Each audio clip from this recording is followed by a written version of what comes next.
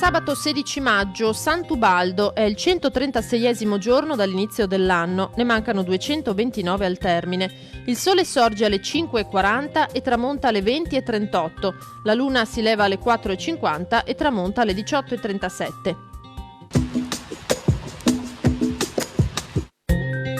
Consacrazione della chiesa di Santa Maria degli Angeli a Murano. Edificata in uno dei più pittoreschi e solitari angoli della famosa Isola del Vetro, fu chiusa al culto nell'Ottocento. Accoglieva celebri opere d'arte nonché la tomba di Sebastiano Venier, il vincitore di Lepanto, le cui ceneri furono poi trasferite nella chiesa dei Santi Giovanni e Paolo a Venezia.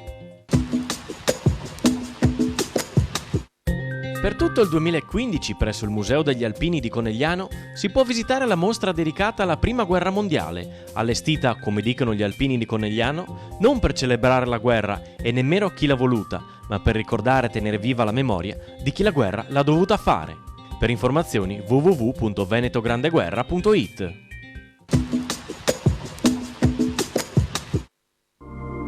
Le previsioni per domani: cielo in prevalenza sereno o poco nuvoloso, salvo tratti di nuvolosità sulla pianura meridionale al mattino. Sui rilievi nel pomeriggio possibili parziali annuvolamenti cumuliformi.